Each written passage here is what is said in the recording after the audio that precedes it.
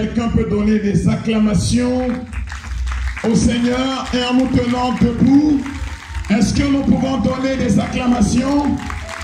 Secoue ton frère, dis-lui, il y a quelque chose pour toi, c'est le moment de te réveiller. Secoue-le, secoue ton frère. Et on acclame très fort, on fait du bruit. La chorale nous aide, la micro nous aide, on fait du bruit pour la gloire de Dieu.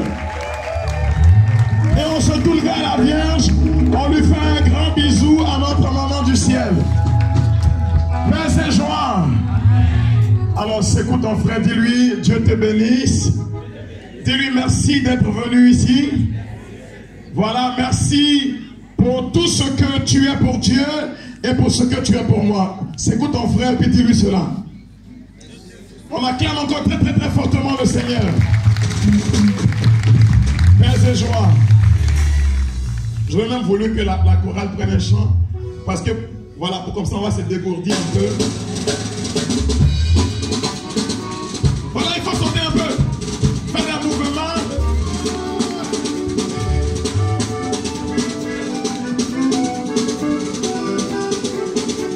Est-ce qu'on peut chanter pour Notre-Dame? Est-ce qu'on peut célébrer Marie? Comment Dieu a fait tout faire, fait Marie en création.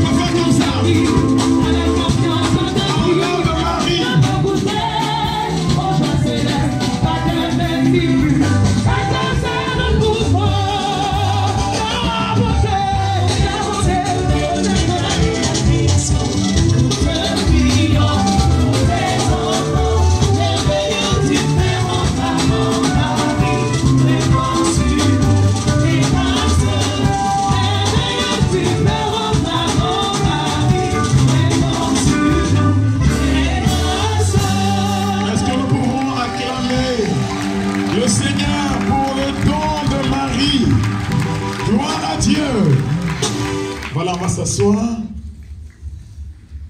Paix et joie.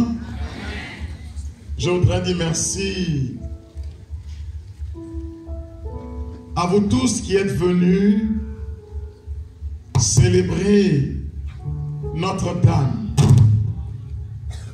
dans cette église, la première en Côte d'Ivoire, qui fut dédiée à Marie sous l'appellation, le vocable de Notre-Dame de Lourdes. Ici, le vœu secret, le vœu pieux de ceux qui ont donné ce nom à cette chapelle, qui plus tard est devenue une église paroissiale, c'était que ici, dans cette région, ils se produisent, pour ceux qui n'auront jamais le bonheur ou la chance d'aller à Lourdes, ce qui se produit à Lourdes. À Lourdes, Marie est appelée santé des malades et refuge des pécheurs. Ici, dans cette région, dans ce petit endroit, vous savez que Marie choisit toujours les endroits humbles et modestes. Et l'humilité et la modestie qui environnent les lieux que Marie choisit est un critère de discernement et d'élection. Ici, Marie veut donner à chacun d'entre nous ce que ceux qui partent à Lourdes reçoivent. Nous voulons donc bénir Dieu pour ce premier pèlerinage dans ce sanctuaire. Touche ton frère et dis-lui, tu es témoin devant l'histoire de quelque chose de grand qui se produira dans cette église à partir d'aujourd'hui. Dis-lui cela. Et dis-lui, si Notre-Dame de Lourdes a désiré ce pèlerinage, qui a été combattu par ailleurs par les forces et les entités du mal, si Notre-Dame l'a voulu, ce n'est pas pour que tu repartes à la maison Banzan, que tu repartes cadeau. Certainement que Dieu a déjà rempli ta besace, ton sac, de toutes les grâces dont tu as besoin. Que comme à Lourdes, où l'eau a jailli dans la grotte, que des torrents de grâce et de bénédiction jaillissent dans vos vies et dans la vie de ceux que vous aimez. Frères et sœurs, je dis merci à tous ceux qui nous ont parlé durant cette nuit. Ils ont rendu mon travail très facile. Parce que moi, ce soir, je voudrais simplement vous faire le résumé de tout ce qui a été dit, pour qu'en partant d'ici, vous ayez des réponses précises. Quand on a des repères précis dans la vie, on n'a pas peur du chemin. Quand tu sais où tu vas, tu n'as pas peur d'affronter le chemin. Alors que Dieu vous bénisse. Tout au long de cette nuit, on nous a dit, qui est Marie? Dans Isaïe le chapitre 7, le verset 14, le prophète Isaïe dit que Marie est le signe de Dieu. Je n'ai pas entendu ton amen fort. Marie n'est pas le signe des hommes. Dis Soko, Soko. Marie est le signe de Dieu. En Isaïe 7, 14, Dieu dit par la voix du prophète, voici que le Seigneur lui-même, est-ce que quelqu'un peut dire lui-même?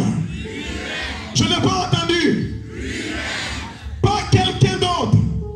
Le Seigneur lui-même vous donnera un signe. Est-ce que quelqu'un peut dire waouh? Dieu s'est levé et Dieu a décidé de donner un signe lui-même.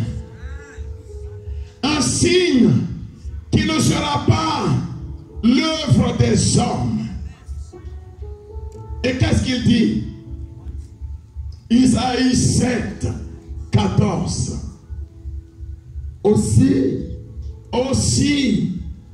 bien que le Seigneur vous donnera-t-il lui-même. Le Seigneur lui-même vous donnera un signe.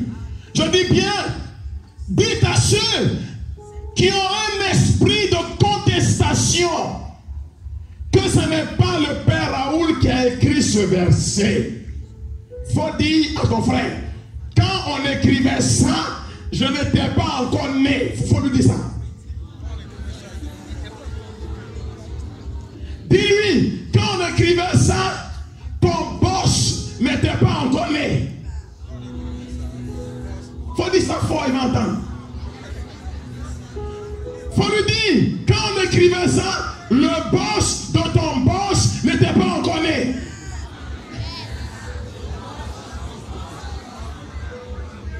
Le Seigneur lui-même, dis à ton frère, le Seigneur lui-même. Tu ne peux pas dire que tu aimes Dieu et contester ce que le Seigneur lui-même a donné comme signe. Il est écrit en Jean le chapitre 14, le verset 15. Si vous m'aimez, vous obéirez à ma parole. Est-ce qu'il y a des gens ici qui aiment Dieu? Qui lèvent la main que je vois. Est-ce qu'il y a des gens ici qui aiment Dieu? Le Seigneur lui-même dit ya. C'est qu'elle a fait. Je ne suis pas le coupable. Je n'ai rien à voir avec ça. Le verset dit lui-même. Dis à ton prédicateur que c'est une affaire de lui-même. Le Seigneur lui-même. Le Seigneur lui-même vous donnera-t-il un signe? Vous donnera un signe. Vous savez, Dieu n'a jamais voulu que les hommes se perdent. Dieu n'a jamais voulu que les hommes marchent dans des chemins sinueux, tortueux et dans l'obscurité. Il dit, ma parole est une lampe. Qu'est-ce qu'il a dit? Qu'est-ce qu'il a dit? Faut dire ça fort. Qu'est-ce qu'il a dit? Non, il y a tellement de bonnes choses pour nous ce matin que si tu aimes vraiment ton frère, il faut le secouer un peu. Il n'a qu'à se lever. Parce qu'il ne faut pas venir dans cette veillée banza. Le Seigneur lui-même nous a donné un signe. Dans le psaume 119, le verset 105, il dit, ma parole est une lampe. Parce que je ne veux pas qu'il marche dans la nuit.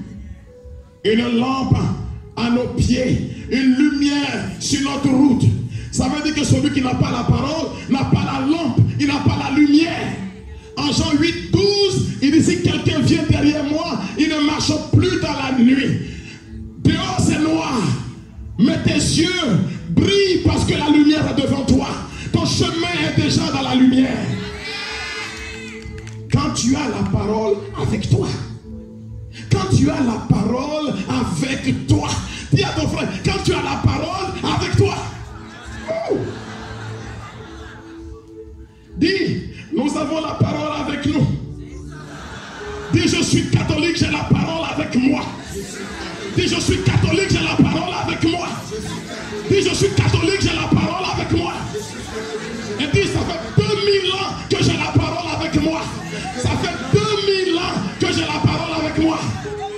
Quelque chose que tu as répété pendant 2000 ans, quelqu'un qui a vu ça il y a seulement 3 ans, 10 ans ou 20 ans, il peut t'expliquer ça. Église qui est née avant-hier, il peut t'expliquer à toi ce que toi tu as eu pendant 2000 ans. Dis à Yahweh.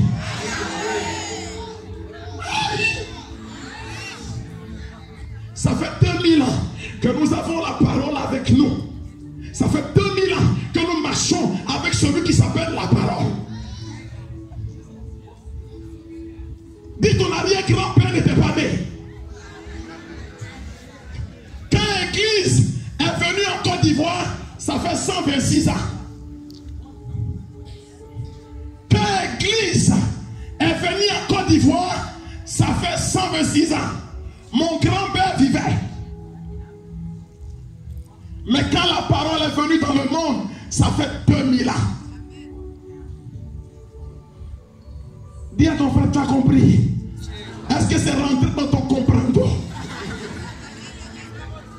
Aïe. Aïe. Ce n'est pas quelqu'un qui agite la main, qui agite les choses. C'est Dieu lui-même qui a donné le signe. Et c'est quoi le signe que Dieu lui-même donne? Dans la Bible, c'est écrit une seule fois que Dieu lui-même va donner un signe. Dis, voici le signe. Voici. Touche ton frère, dis voici. Le seul signe que Dieu lui-même donne. C'est quoi le signe? Voici que la jeune femme. C'est quoi le signe? Voici que la jeune femme. C'est quoi le signe? Voici c'est quoi le que signe? la jeune femme. C'est quoi le signe? Bon, ça c'est français pour. C'est la Vierge. Dis à ton frère la Vierge. C'est quoi le signe de Dieu? C'est quoi le signe de Dieu? Voici que la Vierge concevra.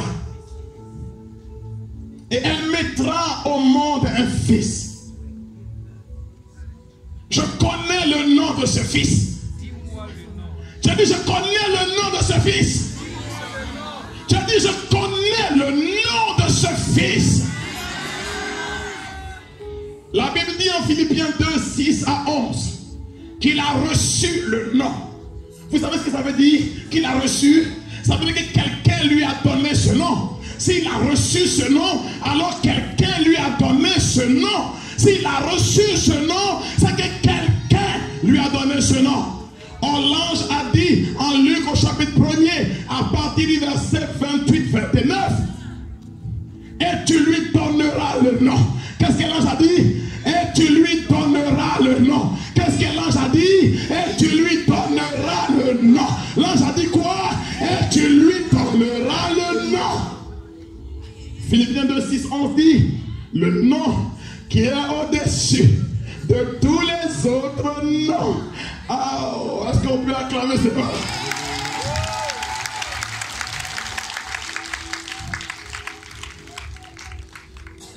Si tu es assemblée de Dieu, il faut dire merci. C'est grâce à elle que tu connais le nom. Si tu es pentecôtiste, il faut dire Nation. C'est grâce à elle que tu connais le nom. Si tu es protestant, il faut lui dire merci. C'est grâce à elle que tu connais le nom. Si tu es catholique, il faut lui dire merci. C'est grâce à elle que tu connais ce nom.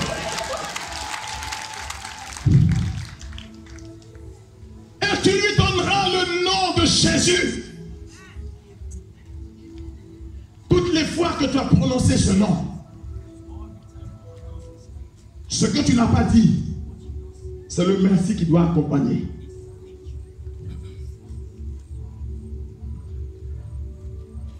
La femme qui conçoit et met au monde, la Bible dit, c'est le Seigneur lui-même qui donne ce signe.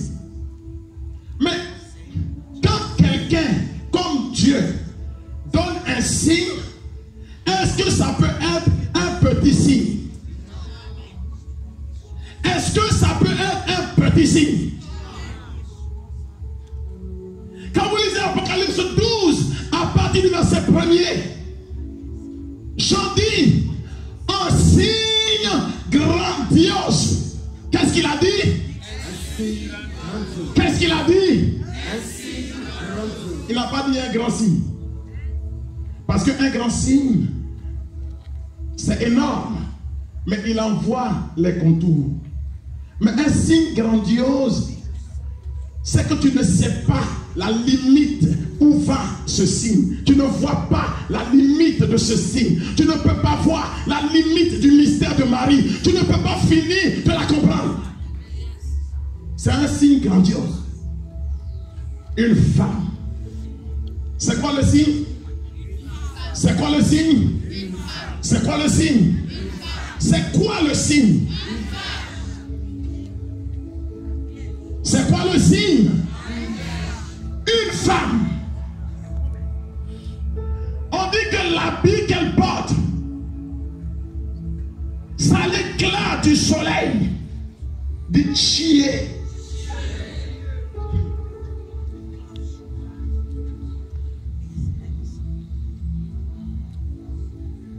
Dans le prophète Malachie, au chapitre 3, Dieu est appelé le soleil. Il dit, mon soleil de justice se lèvera. Malachie 3, à partir du verset 16 suivant.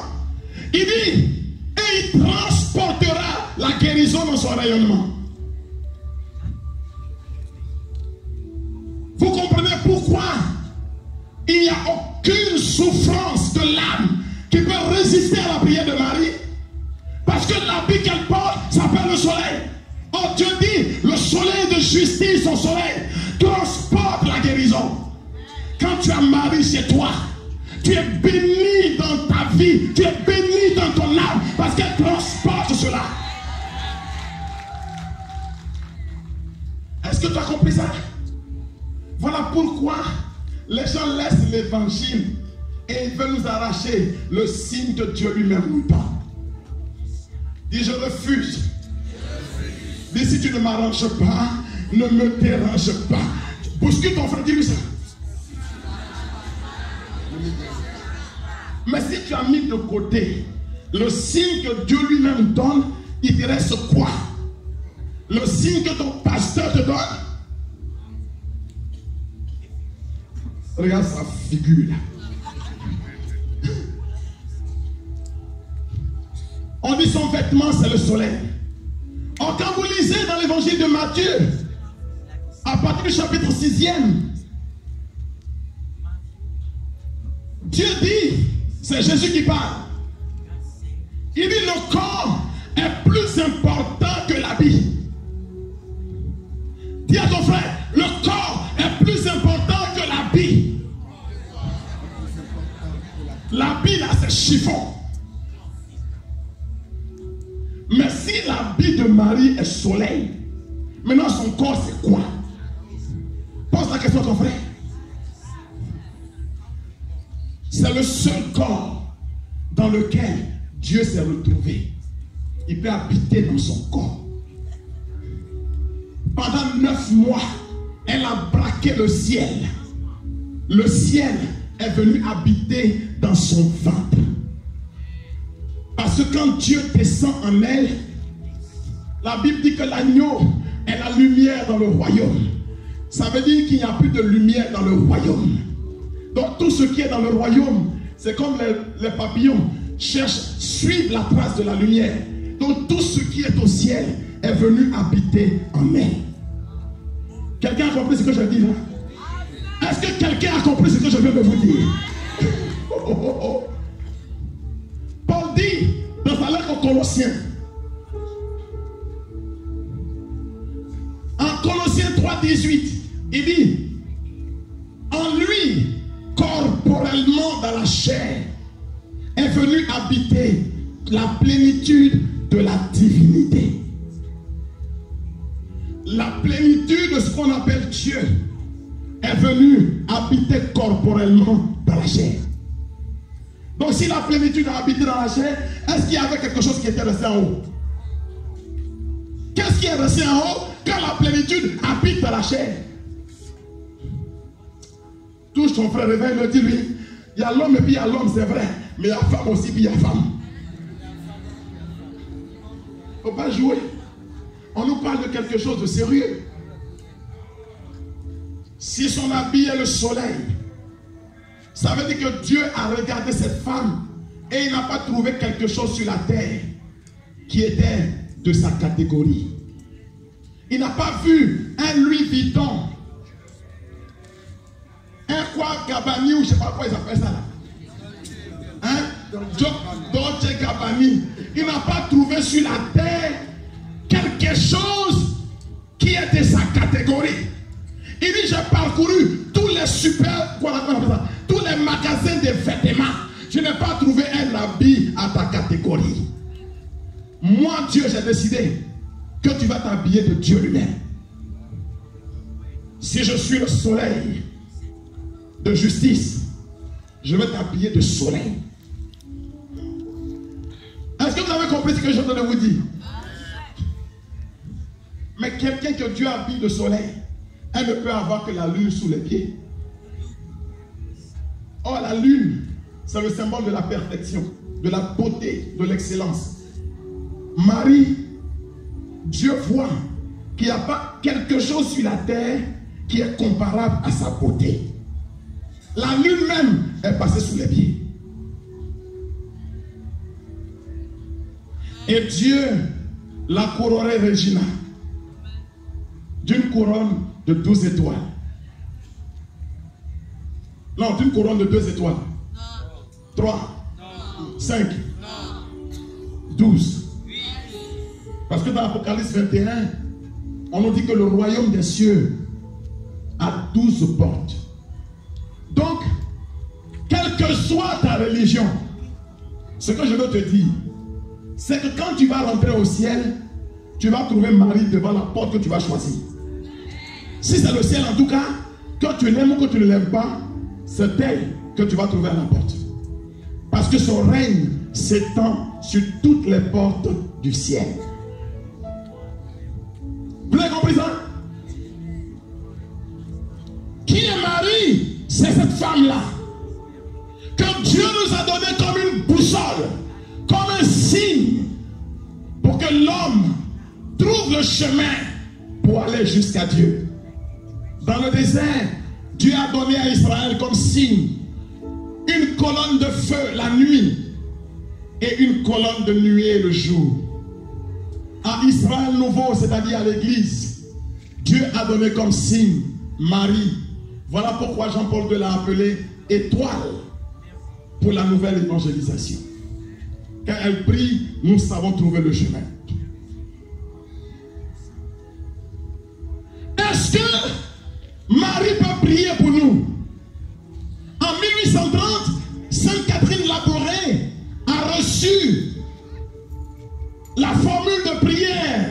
Ô Marie, conçue sans péché, priez pour nous qui avons recours à vous. Alors les gens vont nous dire, premièrement, Marie ne peut pas prier pour nous parce qu'elle est morte. Et Dieu a dit, tu n'invoqueras pas les esprits de mort. Ça me fait sourire. Je vais vous dire une chose. Quitter les églises où on continue de mourir dedans. Dis à ton frère, mais moi je sais une chose. Quand vous lisez en Matthieu chapitre 27, il faut nous lire ça. Matthieu 27, à partir du verset 51. Matthieu 27, 51. Il faut écrire. Hein? Écrivez ça pour ne pas l'oublier. Matthieu 27, à partir du verset 51. Qu'est-ce qui est écrit là-bas?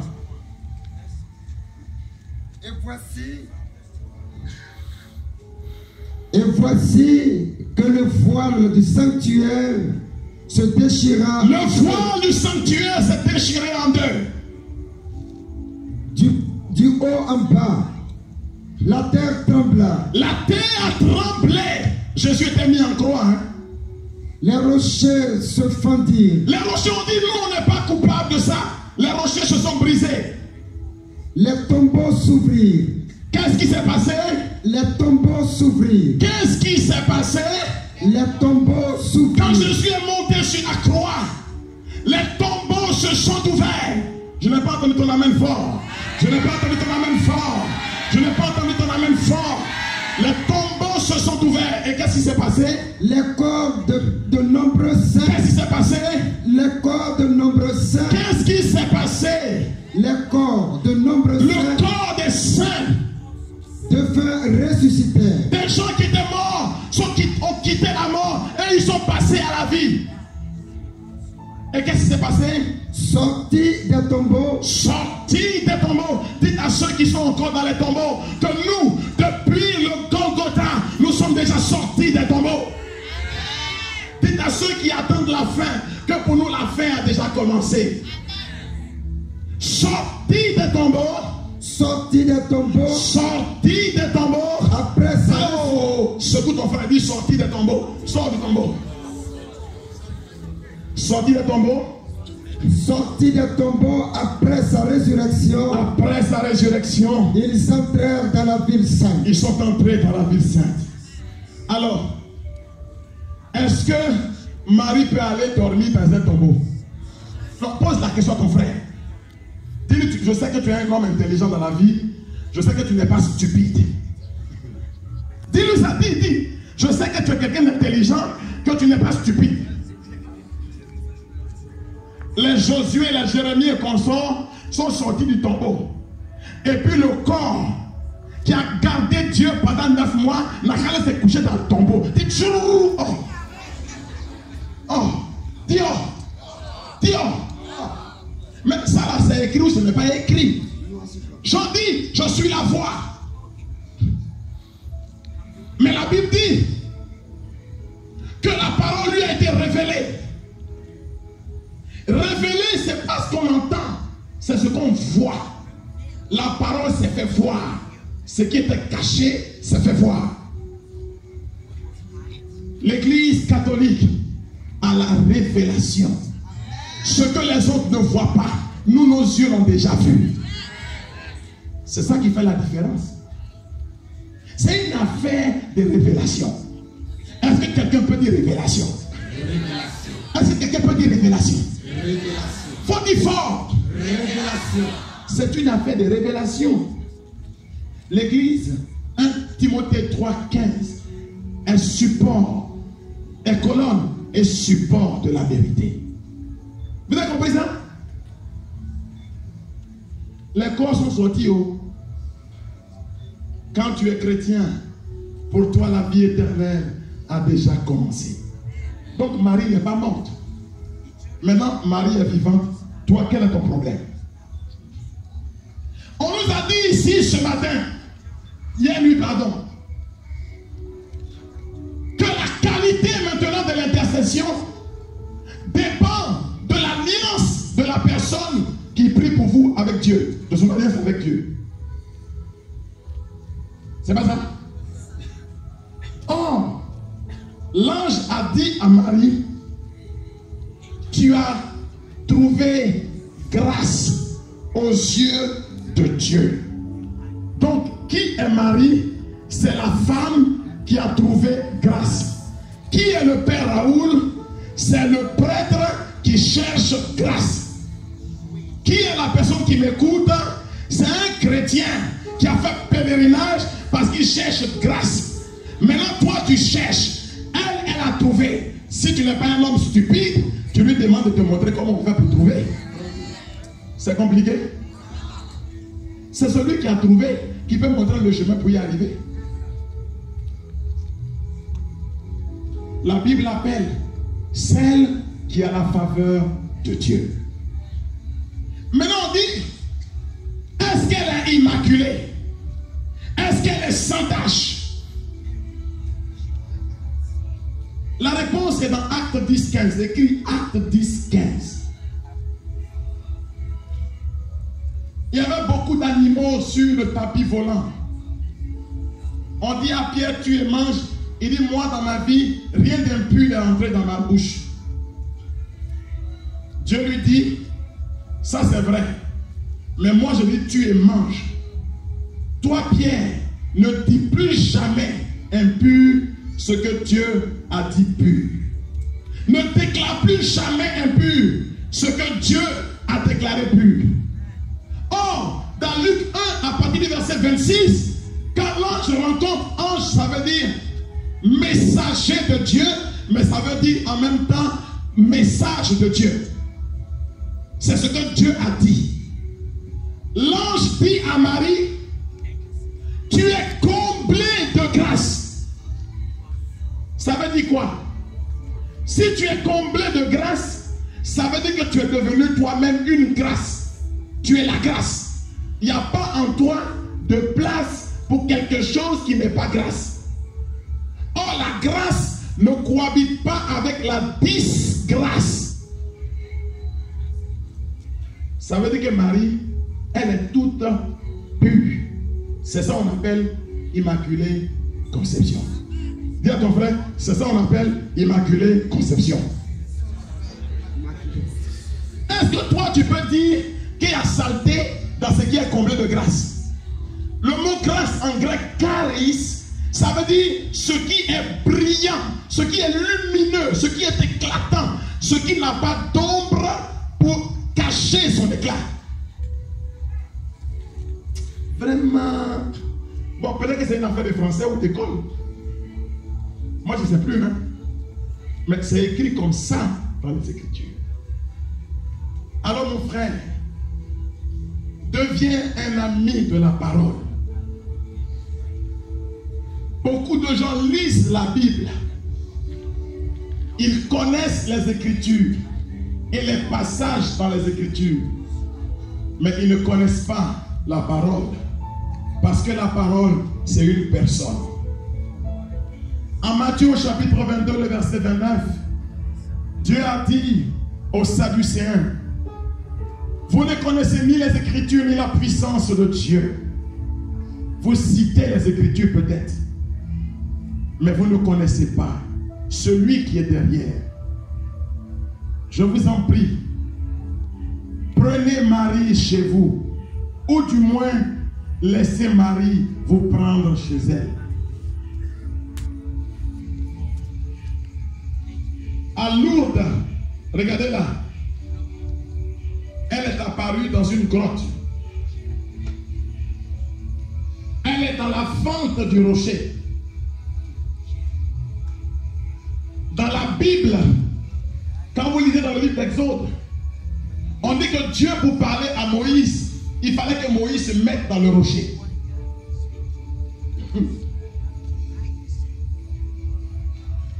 Parce que le rocher, ça représente le cœur de Dieu. Marie, elle n'est pas ailleurs, hein? Elle n'est pas dans l'eau, elle n'est pas dans le vent, elle n'est pas dans le bois, elle n'est pas dans le dynamori.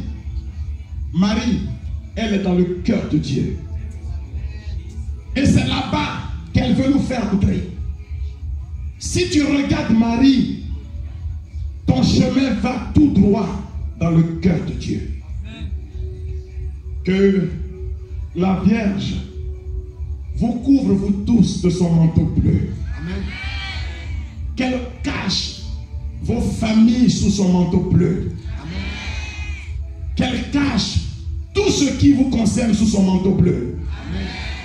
Pour que dans vos vies coulent des torrents de